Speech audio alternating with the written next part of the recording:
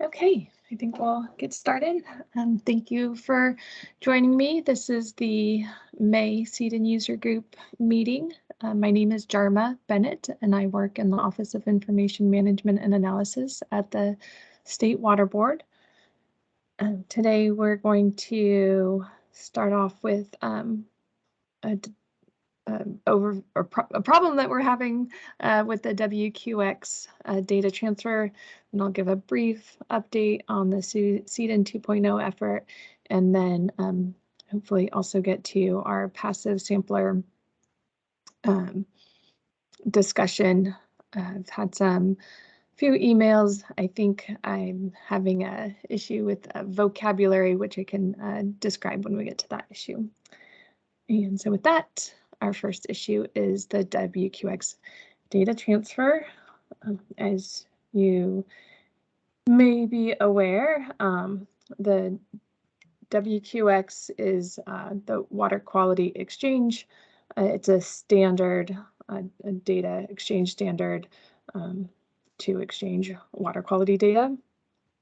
And a few years ago, now we received a grant to do a couple different things in CEDEN. One of them was to connect CEDEN with through the Wqx exchange standard and go to make CEDEN data available through the water quality monitoring portal. And I think I had that linked in the agenda, so that data from being collected around the country and also by other federal agencies like USGS all can be seen together in the same format using the same vocabulary for the most part. And we've been sending our data through this exchange standard for a while, several years now, and it wasn't perfect because some of our data business rules didn't match the water quality exchange standards business rules for a while, and we still do allow the datum of not recorded, or for a while, as I was saying, that we didn't require datum at all, and that's a required field for the water quality exchange standard. So that's just one example of where our business rules may not match. So data that don't have datums doesn't get exchanged or sent to the National Water Quality Monitoring Portal. Also, it relies on consistent vocabulary. So we have to map all of our analytes, for example, to the standard list of analytes that they have, similar to how data providers sending their data to CEDEN have to use CEDEN vocabulary. We have mapped a lot of vocabulary, but we don't have 100% of our analytes, for example, mapped to the Wqx standard. So there were still some holes in our data transfer, but it was largely happening once a week. And then at some point we had a data error that went on for some time. We kind of went unnoticed until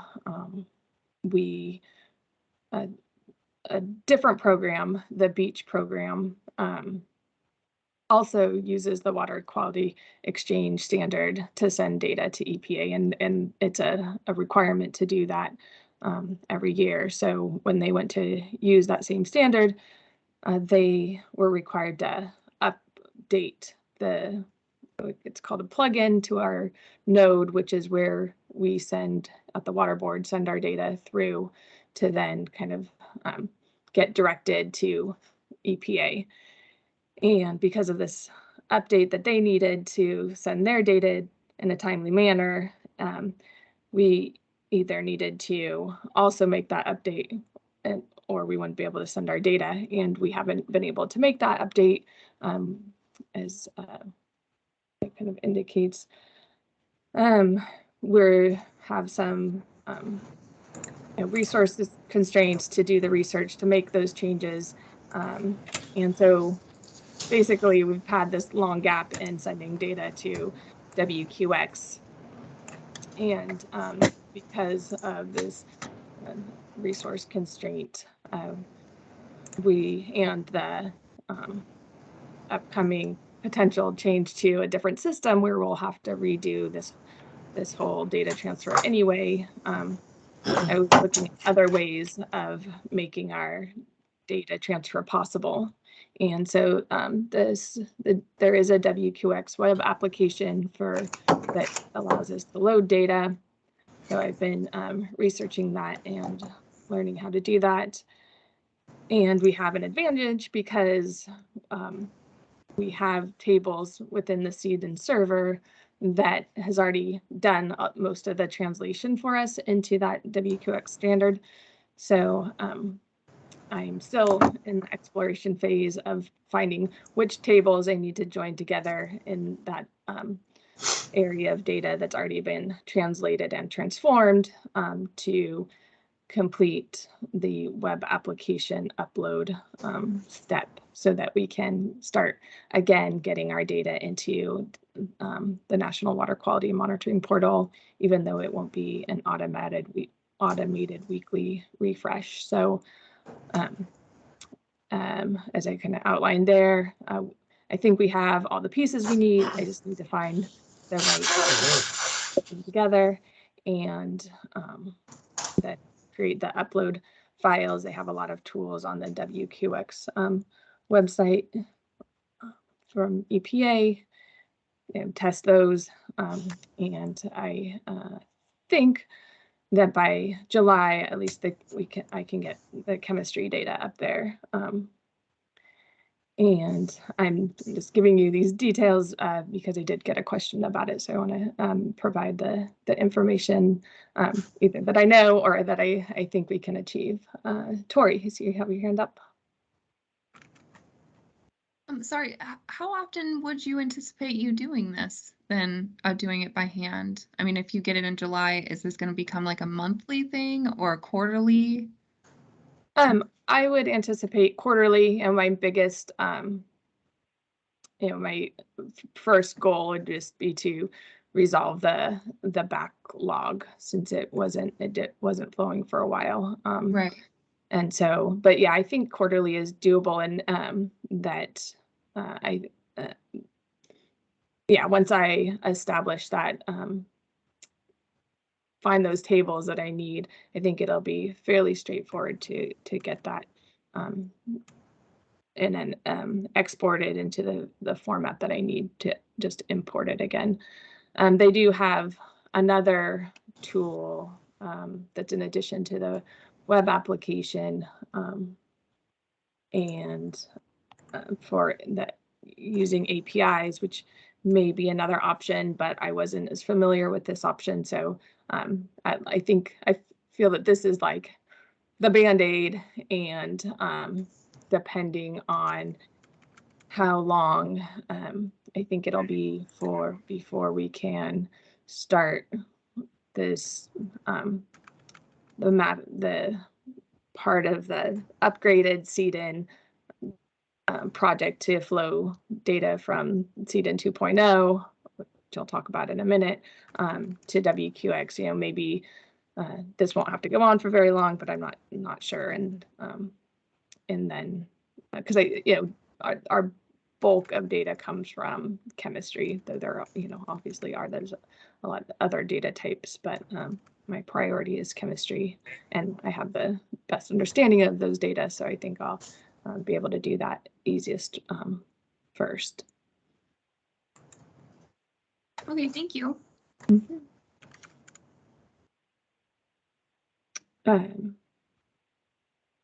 Adam, since not to put you on the spot, but since it was your question, did I answer what you were hoping to get out of it?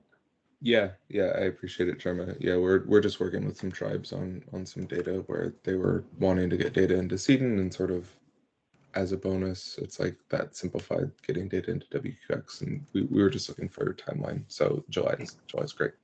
Okay. Thank you. Any other questions?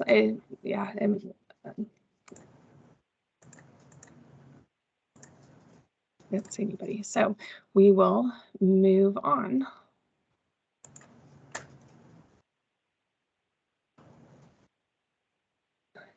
So somewhat related is our CEDEN 2.0 effort. Yuzheng? Oh, yeah, hi. Regarding the, sorry, I'm on the train. So do you know when the problem occurred? And so I imagine there are old CEDEN data still in Wqx. I just want to know, like, as of what date that, you know, we have the CEDEN data in Wqx.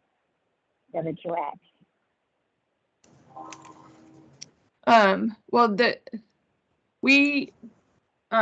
I don't have the exact date with me. It's been over a year. But on that weekly basis, we just sent over generally new data.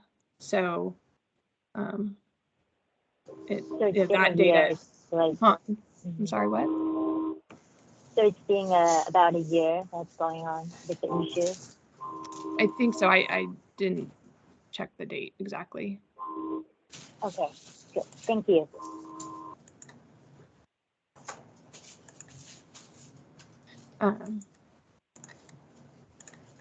So CEDEN 2.0, we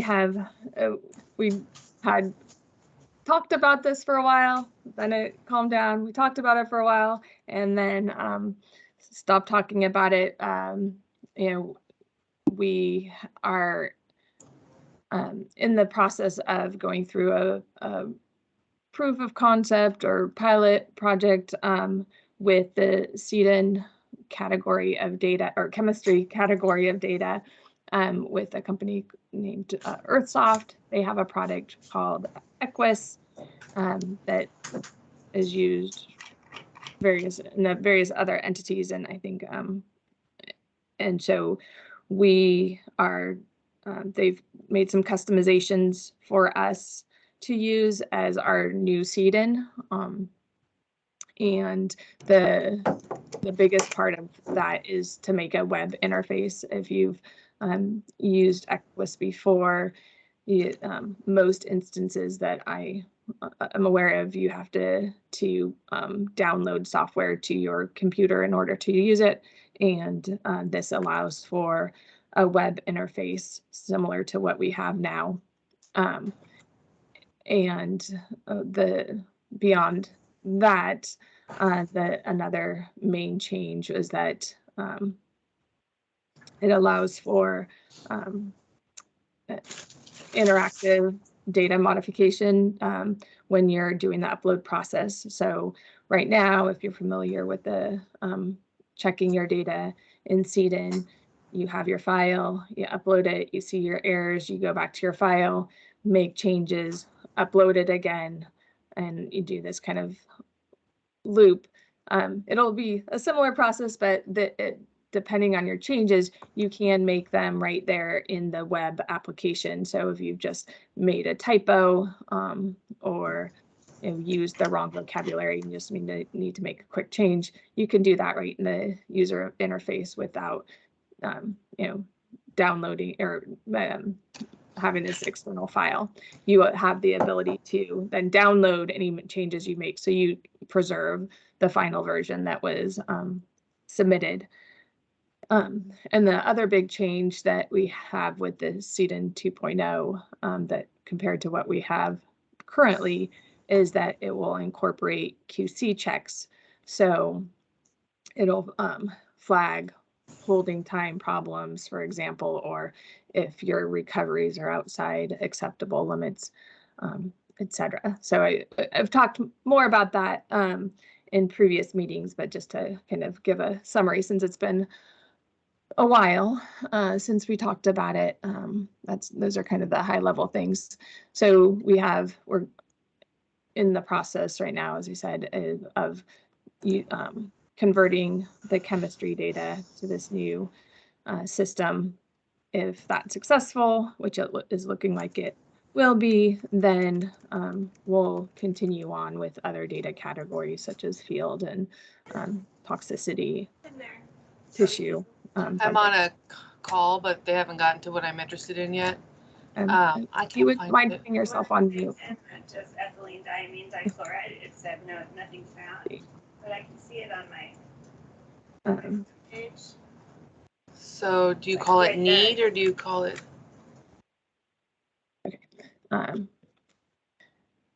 So we're in this process. We're in internal testing right now. One of the main reason that we had this long delay that departed from our original rollout schedule was that we kind of had different expectations of what the template should be, the fields that it needed to contain that would be familiar to our current templates, and what can be done with the standard Wqx implementation. And you know, we had talked about the logic needed to identify parent samples and such, and we thought we had communicated that clearly to Earthsoft. But in the process of the project, some of that had gotten, I guess, lost in translation, you might say, and we didn't end up with the template that we wanted to do those checks. So that's what took a while, that we had to go back and make sure that they could do the checks that we wanted using the fields that we wanted. So it wouldn't rely on user entered parent sample ID, essentially. And so that took a while to get that right. I think we have that right now. Like I said, we're in internal testing. But it did, we still have some additional fields in the EDD, the electronic data deliverable, so the template that we don't want in the very end, you know, the final product. So we're going through testing it with those fields still existing, but that won't be our final product. So it's kind of a iteration or iterative approach to that. So we don't have our final template to display to you today, but that's what caused the delay and where we are now. As I mentioned, overall, it looks like the system will meet our needs and anticipate being able to sign off on it achieving our criteria. And then we need to do those cleanup on those additional columns that we don't want providers to have to fill in. And so I'm anticipating that the final template will be available in the fall. But as has been the case up till now, and if you've been involved with projects, you know that you know things can happen. Adam. Hey, Jeremy, thanks. I just wanted to check in as far as like the final template in the fall gets shown to the CEDEN user group and, you know, distributed through listservs and stuff. And then is there sort of, I know there had been talk about sort of the parallel implementation of, you know, currently existing templates plus the new templates, and then obviously there's all the other sampling materials that have to get done eventually. So I'm just kind of curious, for all the different steps, is there a rough timeline out there of when certain things might happen?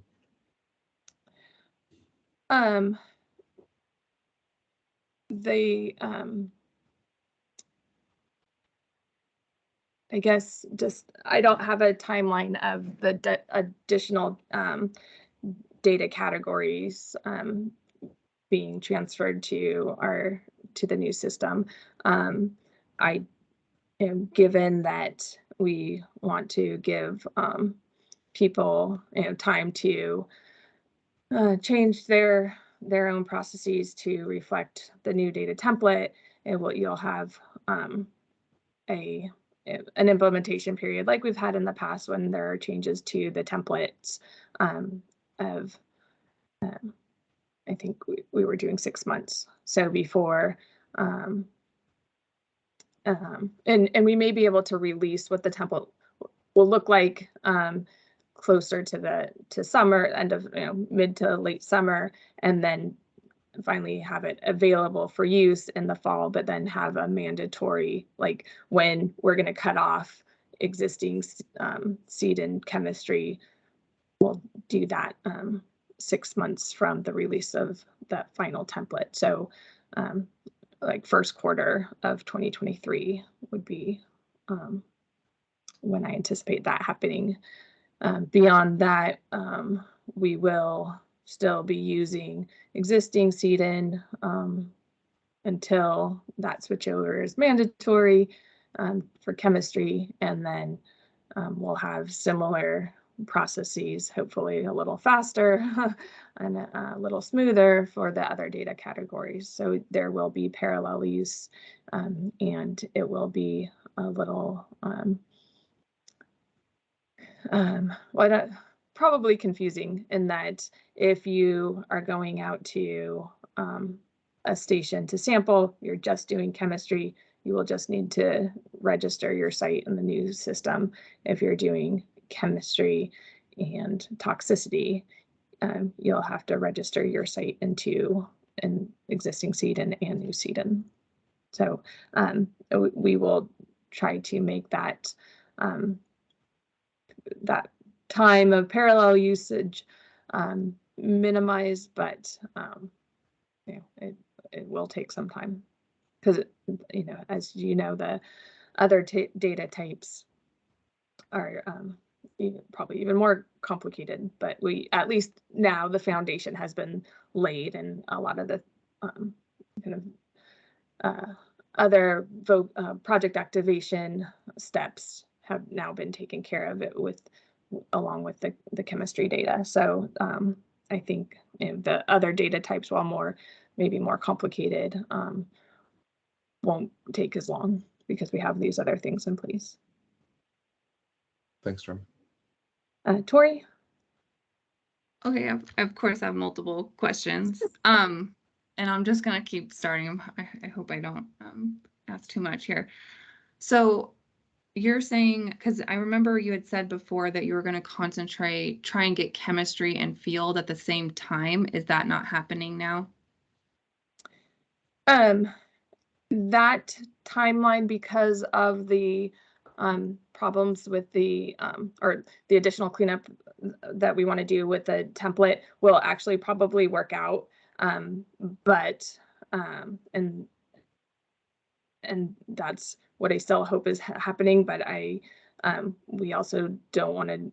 We want to make sure that the chemistry is available as soon as possible. But I think they should be pretty. I think it'll actually still work out. But right now I am going back to just concentrating on chemistry so that we get our first module off the ground.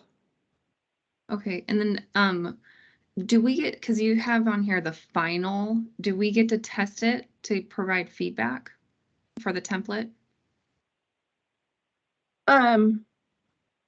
As the group, as the user group, it'll come back to us.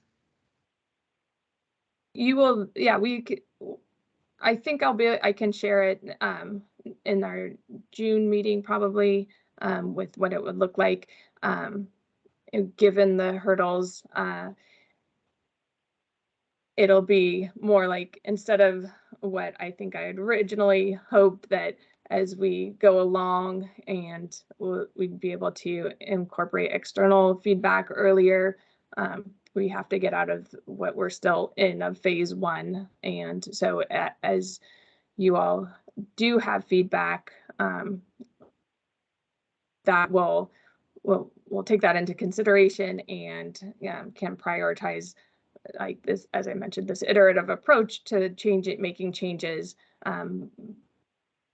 But it will likely be that we close out phase 1 with our soft as what our internal sign off would be, and then make additional changes after that.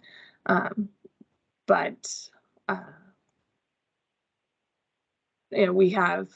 we do need to make that kind of final template. So I guess I'm optimistic that you won't find problems, like real, like have to haves with the template itself, because with every data system you have, or any project really, that you have these things that would be nice to have, and then showstoppers. And I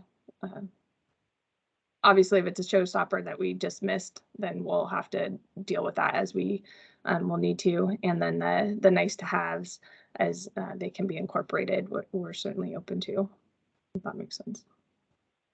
Yeah, and so you guys have determined that you're gonna cut off, you for sure are going to cut it off to where we have to submit to both places. So a program will have to submit both to CEDEN and to CEDEN 2.0, completely different things. And they're gonna have to learn 2 new systems. I mean, it just seems like it. So there's if we have, no way for us to keep going until all the data types are available in CEDEN 2.0. So if you have like toxicity data and chemistry data, yes, you'll have to submit to CEDEN 2.0 and old CEDEN. As I've reported before, the loading tools that I have are no longer really working. We have a significant backlog if we don't have this new system in place. We'll just continue that backlog. What about the RDCs that already have a system of getting it in place?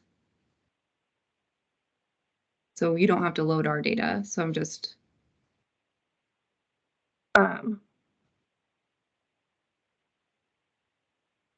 it's just a lot to ask of a client, because you're having to go into 2 different systems. It's just you're having to do 2 different ways, maintain 2 different the templates are systems. different anyway, though, so I mean, it's not like you're using the same template and having to do Well, same data. If you think about it, for all the different data types that we have, like if you go to the different labs, you have to, so when you're giving your lab your information for like your sample information, you're having to spit out all the information from your field data and give that sample information to your lab. So you're going to have to give 2 different ways to, it definitely, there's definitely places where you're going to have 2 different ways for the same data set.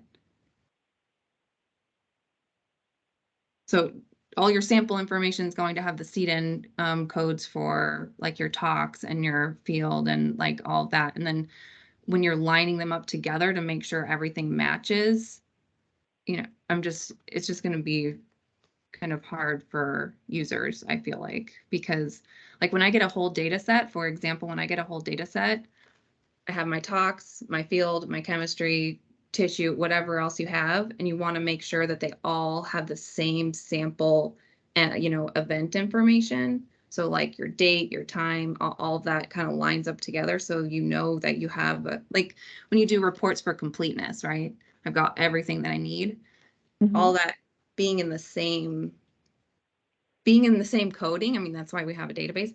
Being in the same coding makes it so that you can line those up together. I think it's just going to be hard, especially for new users too, to go into 2 different, you're learning 2 different worlds.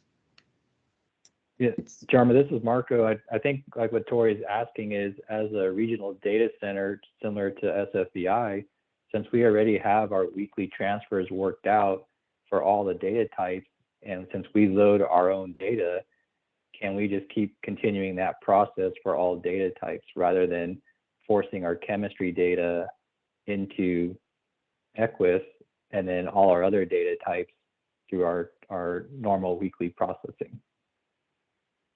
Well, I will present that to my management. That hasn't been our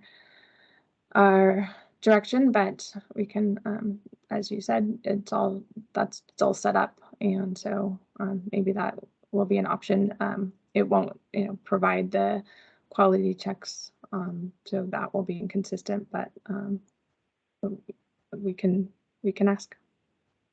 But I mean, Okay, we have thanks. quality checks in our own databases, in our own systems that we're running right now that are comparable or go beyond what CEDEN has, right? I can't answer that, but I mean, I don't, I don't. It just won't be the same. So like Yeah. you're saying, the things will be different. Yeah, things will, they won't be the same. But like I said, I can talk to management about it and see what they say. We can set up a meeting. Okay, thank you, Jarma. We appreciate it. It will be very hard to go into two different systems. Marco, did you have something else to say as well? Yeah, I did. Thank you. So I was just wondering, Earthsoft, Wqx, they are a subscription fee-based entity, and I'm just wondering, is the State Water Board going to pay for everyone's access, or are all users going to have to make their own separate payment to be assigned a user ID to be able to log in and submit data? We have worked out a licensing schedule that will cover all the users. Okay, and then so we would just go through the state board to get our user login and receive the permission so we could load the data, or how I guess that'll be explained later. Well, I mean, you'll just go to the website and say, create new account, and you'll create an account, and there may be a step that you wait until your account gets its correct permissions, or it may be automatic. We're working that step out. I think At worst case, you just go and register yourself, and then wait a day or whatever, and get those assigned permissions, and then you can go on your way. okay, yeah, I would think someone at state board would have to review each person's request. I don't think you just want to start accepting everybody, but I don't know, maybe not. I mean, if I was advocating for the other, and so I'm curious why what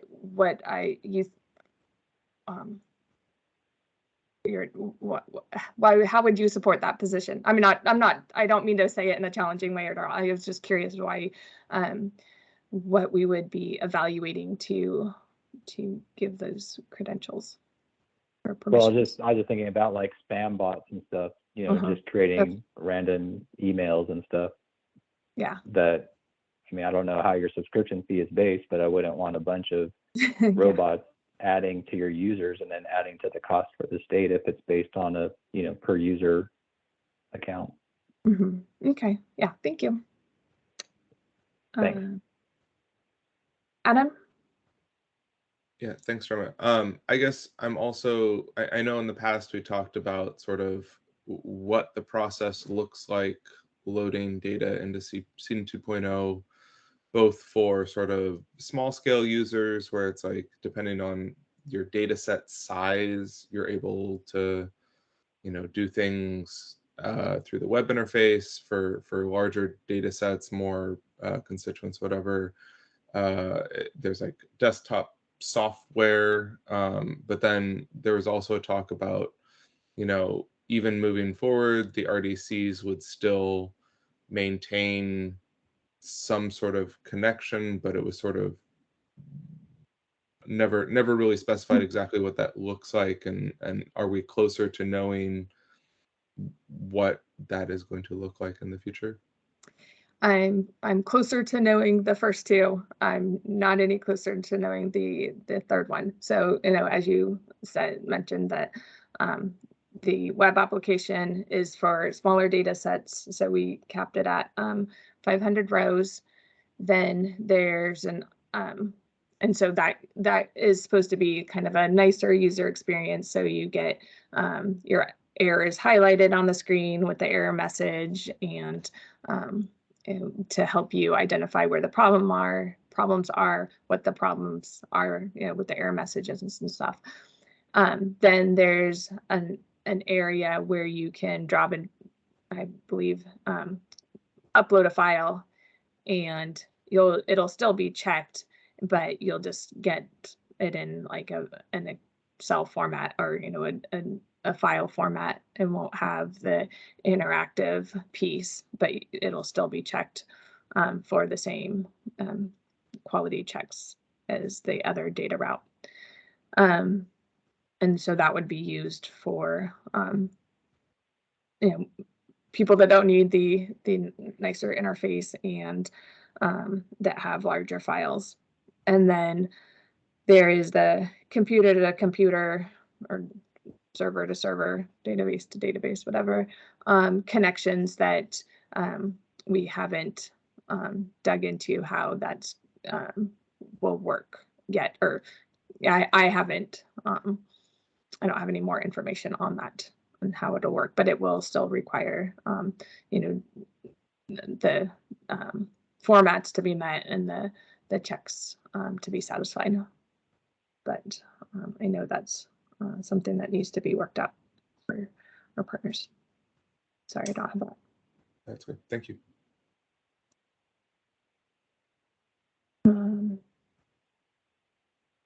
Marco, did you have another question, or was your hand up from before? No, sorry, I had one more follow-up. It kind of Okay. goes back to Tori's question initially about reviewing the templates before their final in the fall.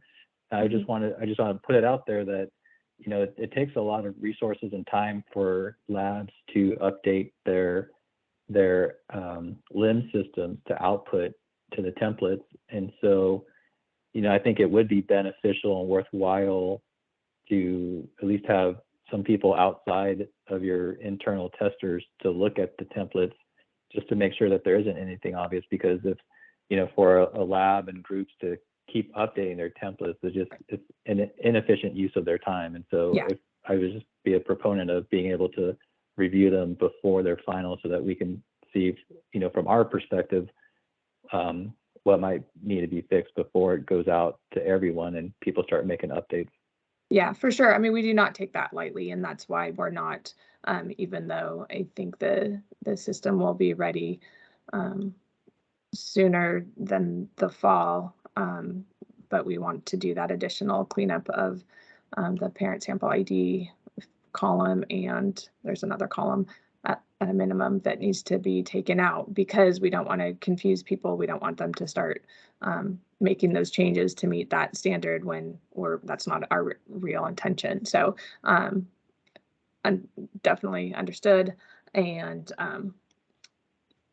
yeah, I think I'll be able to share them next time with the understanding that we'd be looking for showstoppers. This completely wouldn't work. Not that, oh, it'd be nice to have this column first, right? It's more that absolutely won't work. But yeah, I will plan to do that next in June.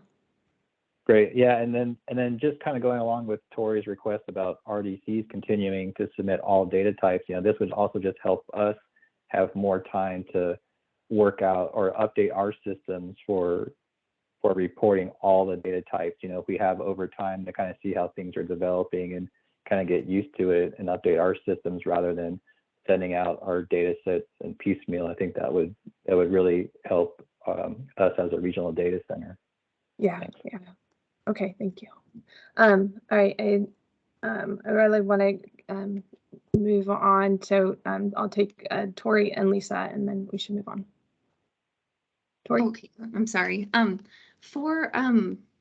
remember when because like you said, it was a while ago that we really looked at the templates, and I know that kind of like with our next subject with the passive sampler, I think I had a request that if you were to put the data types and the different situations in the actual template so we can look at it.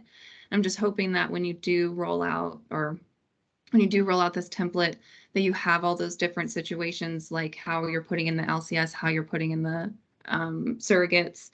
Because I know I had very specific questions about a lot of those things.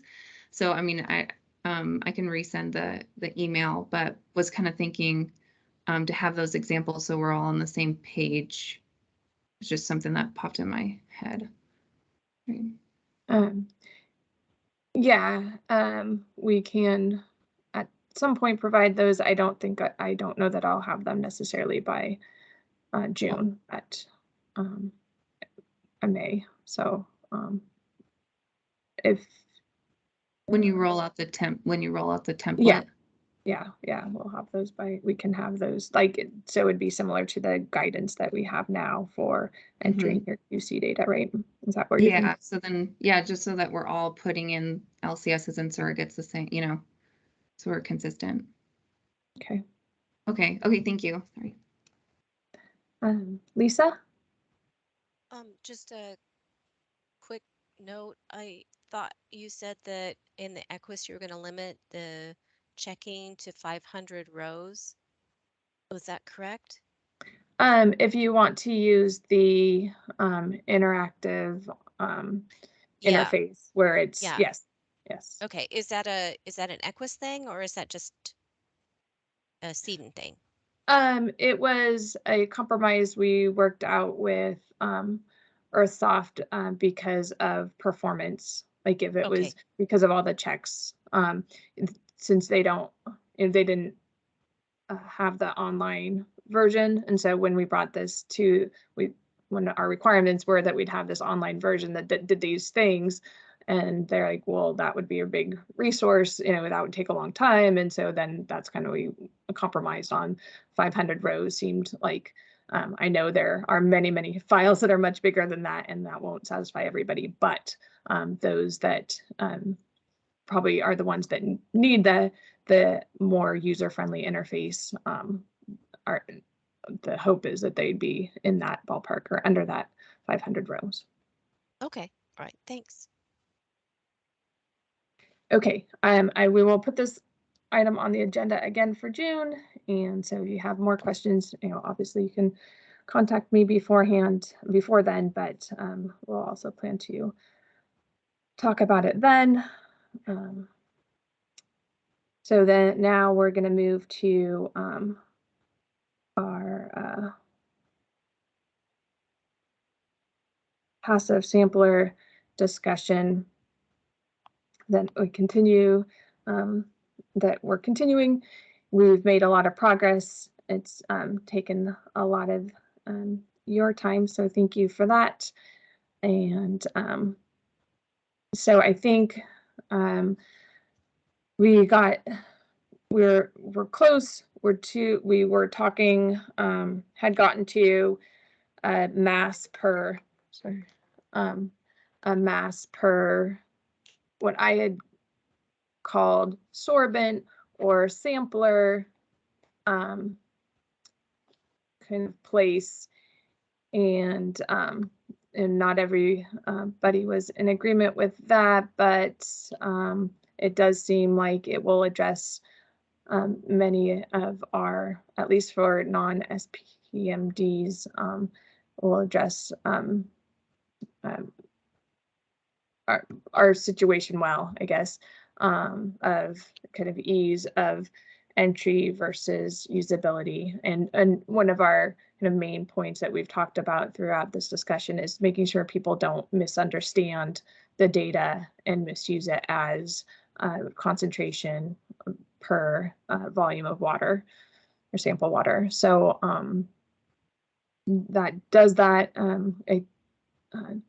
Tiffany Kusis from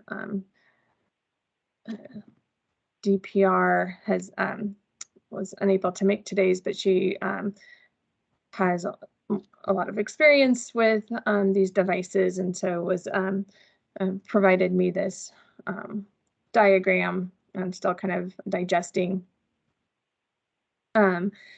But her experience is more geared towards mass per mass of sorbent. But throughout our discussion and through, again, reaching out with David Alvarez of USGS, it seemed like mass of analyte per mass of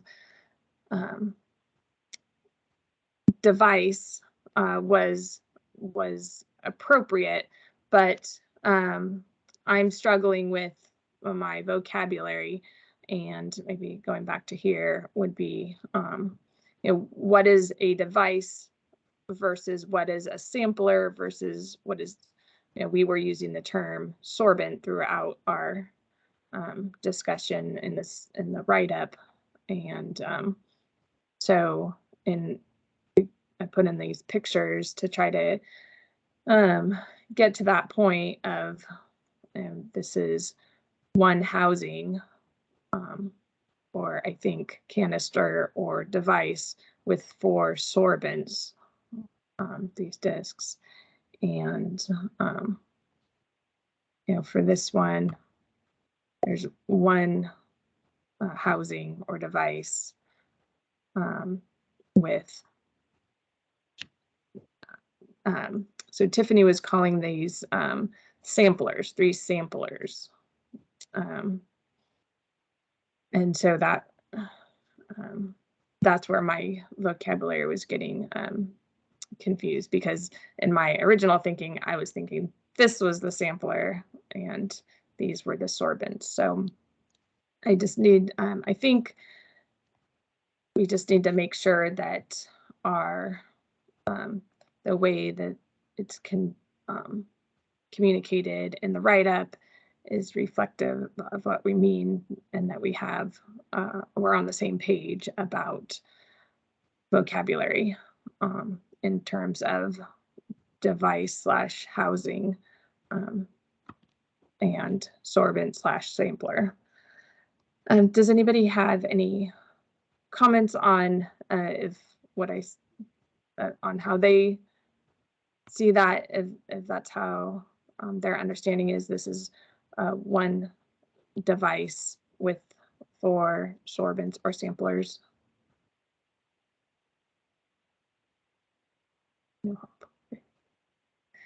That sounds clear to me. This is Jenny. Okay, thank you. Okay, so and then also last time, like related to this, is the example data that we'd looked at.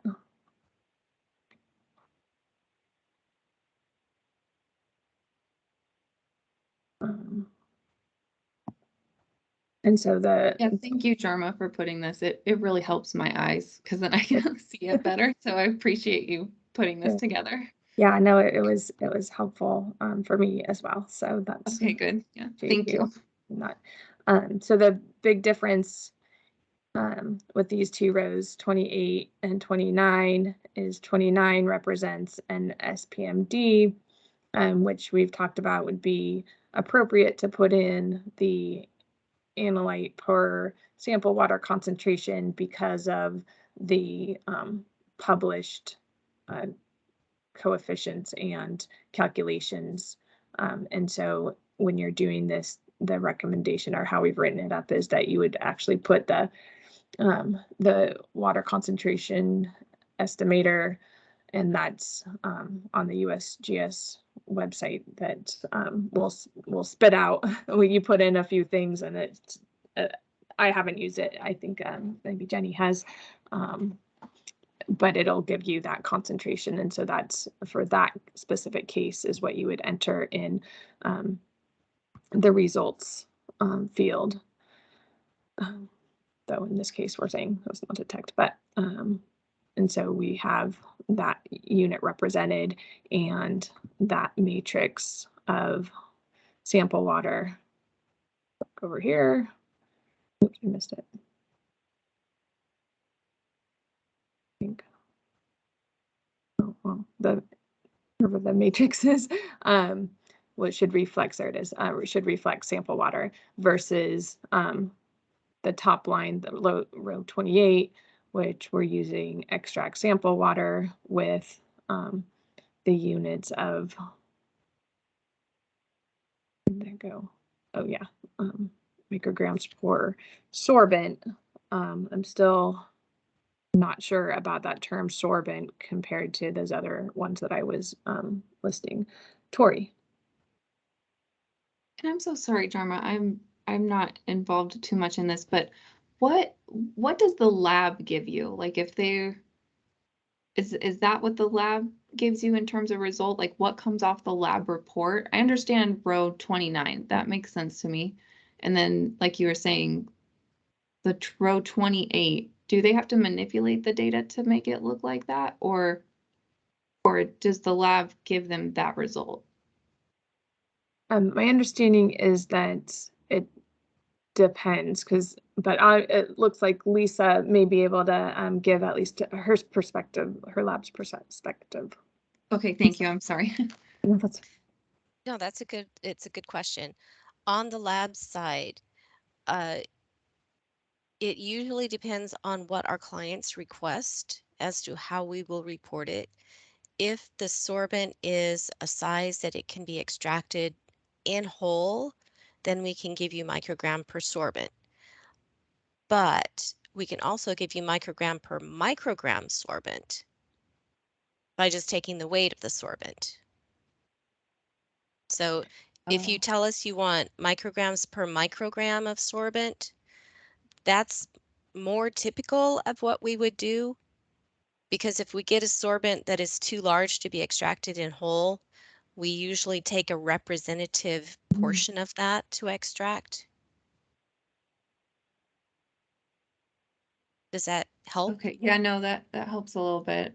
So then that number, the microgram per sorbent, goes into the calculation for row 29.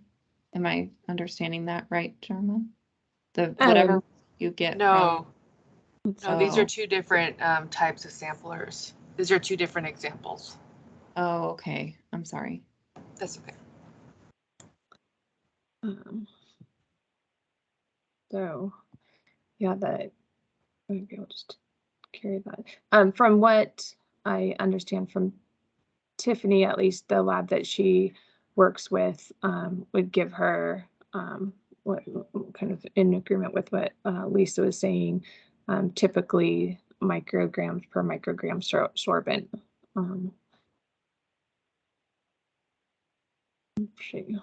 I was just going to show you that.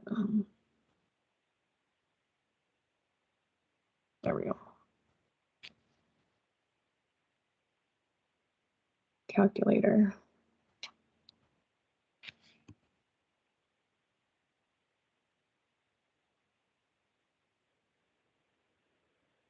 Tori, what the calculator does is it basically takes the estimate of the micrograms per sorbent and it multiplies it by different factors, coefficients, to create a water concentration value. That's in the simplest terms. Yeah.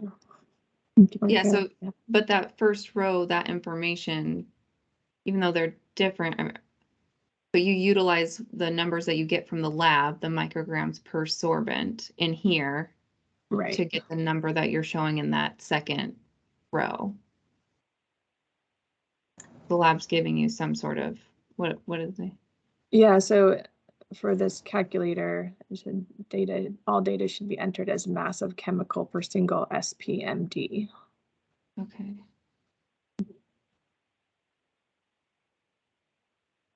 But back to my issue with the vocab, I don't know. I guess I need to find a picture of that of an SPMD, and so I can wrap my head around that.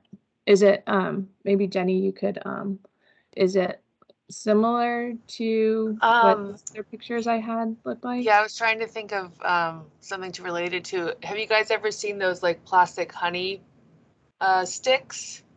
You know, it's like it's not honey inside, it's something else, but it's like a long plastic. The sugar sticks? They have honey inside and they're plastic. And you Yeah. can, so it's like, yeah, you'd have to, I think, get an image. It doesn't look like the examples you've shown already. Oh, okay. It's like,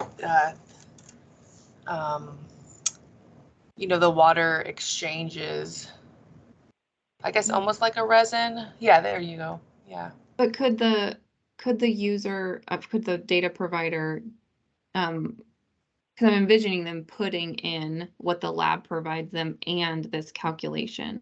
Is that not correct?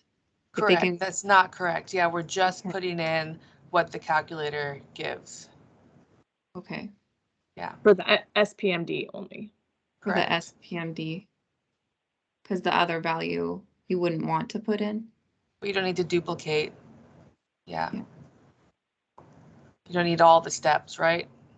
Yeah, I'm yeah. just thinking of it kind of like our calculations piece where like for when we put calculations in the database where you have like how they, yeah, the original value from the labs.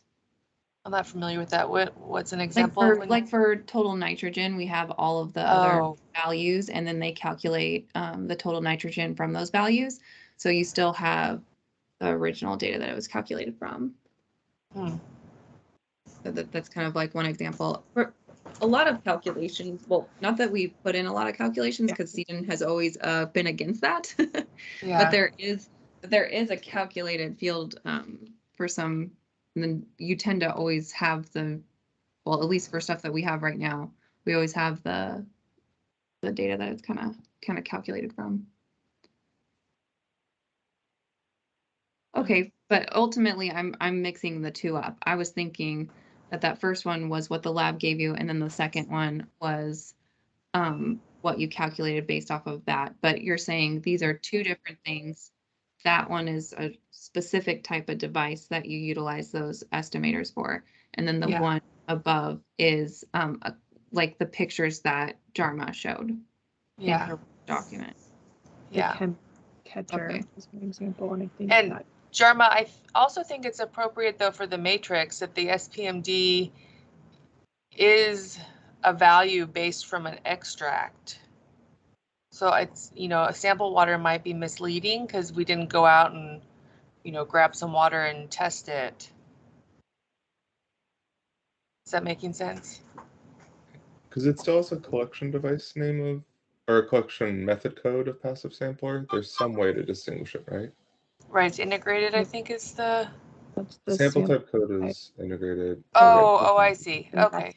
code is passive. So there's at least Sample. something. Okay, that's fine then, yeah.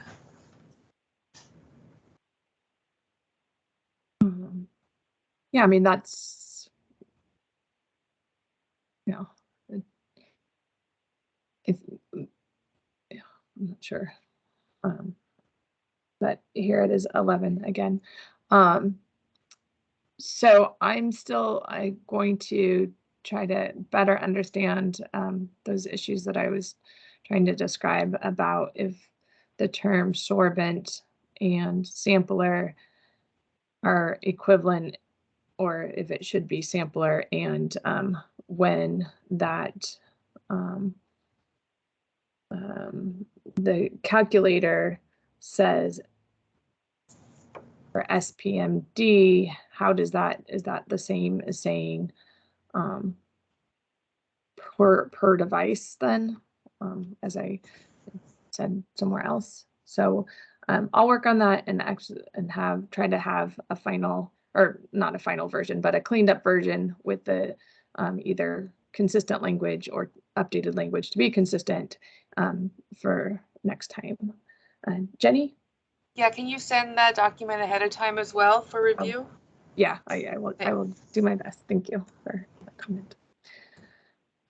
Okay, well, thanks for the good discussion. And on the agenda for next time, I've got CEDEN 2.0 and this passive sampler stuff. All right, thanks. Have a good day. Thank you, Dharma. Thank you, Bye. Jeremy.